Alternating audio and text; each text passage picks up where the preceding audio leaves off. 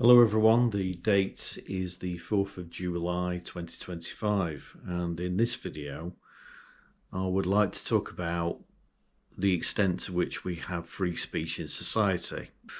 So the extent to which we have free speech in this society has been tested recently over the last few months with the increased rise in tensions and hostility within certain groups in society.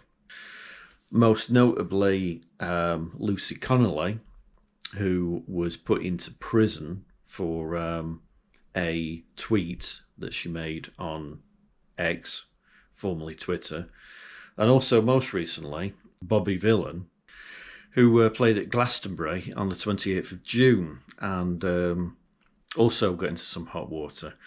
So let's have a look at the first two cases. Now, with Lucy Connolly, what happened was we had the Southport murders back in the summer of 2024, where Axel Rudikbana murdered some these little girls that were attending a Taylor Swift themed party. Now, following that, there was a bit of a powder keg that had been collecting over the course of time, given the numbers of refugees that were coming into the country. And what happened was, this kind of, for many people, was felt like a bit of a spark that ignited that powder keg. And as a result of that, Lucy Connolly, who is the wife of a Tory councillor, decided to make a post on Twitter. Clearly she was very angry about what she perceived was going on. And she said the following: "Mass deportation now. Set fire to all the effing hotels full of the BAST-ARDS. For all I care. If that makes me racist, so be it." So the problem with that is that triggered the law, because in law, following the 1986 Public Order Act, Section 19, Part 1, delineates that anyone who puts anything in a written form that incites racial hatred is actually committing a criminal offence. So just to read it out, exactly what the law says: "A person who publishes or distributes written material which is threatening, abusive or insulting is guilty of an offence if A, he," you can tell when this was written, "intends thereby to stir up racial hatred, or B, having regard to all the circumstances, racial hatred is likely to be stirred up thereby."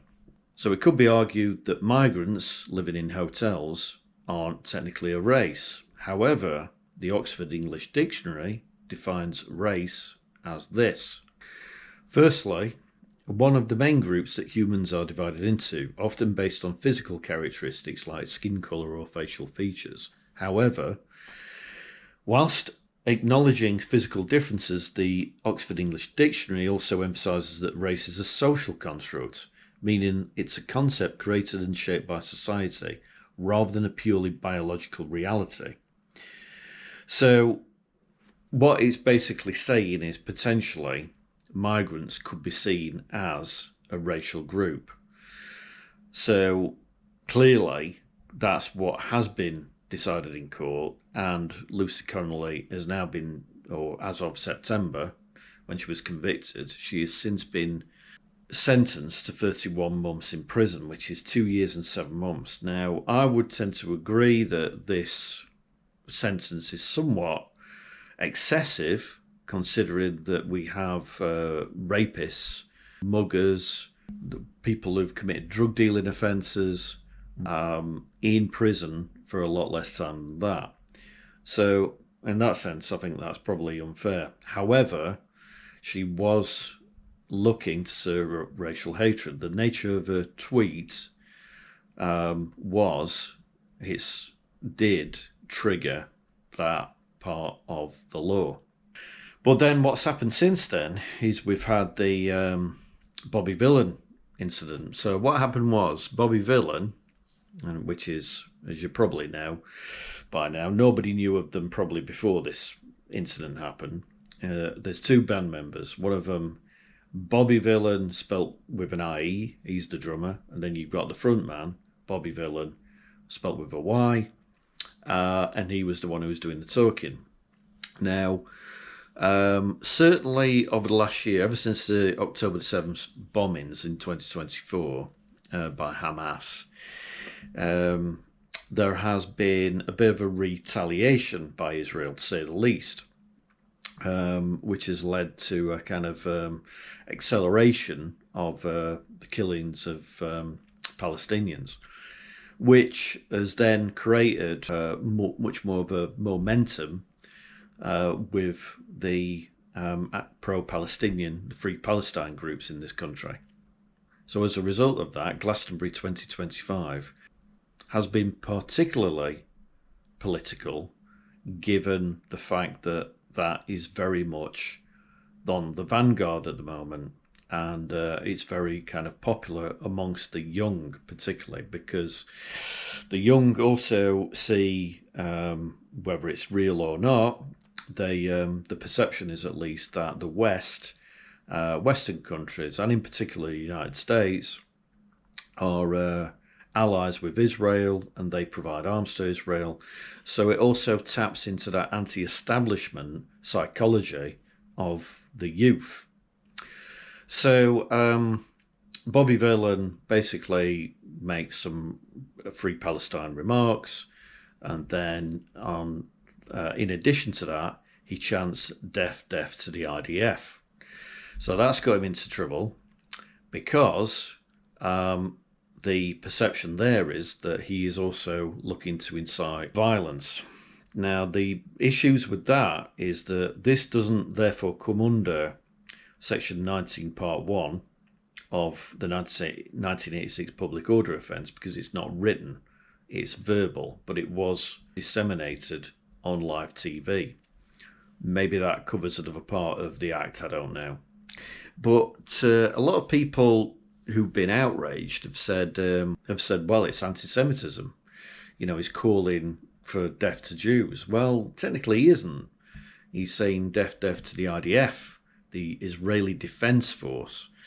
So the Israeli Defense Force isn't a race, it's a military entity. It's a military and political entity. So I can understand that whilst Lucy Connolly was kind of banged to rights, although I think her sentence was excessive, it's a bit more tenuous with Bobby Vylan, because ultimately he wasn't inciting violence against a race per se, because at the end of the day, I'm sure everyone who fights for the IDF is Jewish, but not all Jews are Israeli or fight for the IDF. So, and the other aspect to this is that with Lucy Connolly, by her saying that, it could have realistically incited members of the public to attack those hotels, which they did. I think they were already doing at that point. So that could have made it worse. But Bobby Vylan saying death, death to the IDF, realistically, nobody in this country's, you know, those people at Glastonbury and who are watching it on the BBC aren't then going to catch a flight, get to, you know, Israel, buy a Kalashnikov, and then start shooting members of the IDF. And I doubt if many Palestinians are going to be watching Glastonbury either. But of course, the real issue is the reason why people are so incensed is that he was chanting, "You want your country back? Well, you're not going to get it back," you know, which made a lot of people angry. So that's my thoughts on those two particular events. But in terms of a broader discussion about the philosophy of free speech in this country, do we have free speech? Yes, but only to an extent is the answer. We don't have absolute free speech in this country. What would happen if we did? Well, the very fact that there are laws that prevent people from going too far on social media, in particular these days, kind of demonstrates the fact that we have so much tension and division in society today, particularly along racial lines. And I'm not, again, as the Oxford English Dictionary has pointed out, I'm not just talking about race as in literally, whether you're black, Asian, or white. I'm talking about race as a social construct as well. You could even argue that the transgender movement forms a race because it's a social group which is distinct within a society. So the very fact that we have these laws shows how we think that the government feels that it needs to contain things. Is it for the welfare and the good of the people? Yeah, to an extent. Also, the cynical part of me would say, the government doesn't want to spend more money on sentencing people and cleaning up the mess from rioting, violence, and potential murders.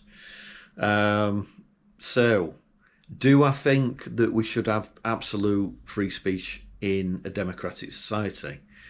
It would be interesting to see if we could. In principle, I would like to see it. Can it be achieved? I don't know. But let's say, for example, if we didn't have it, there probably would be a lot more instances of racial violence within British society, given the tensions that exist. So these laws, as I've said earlier, do demonstrate they try and keep a lid on these things. But maybe if we had a absolute free speech in this country, you could deal with the repercussions of that through the criminal justice system.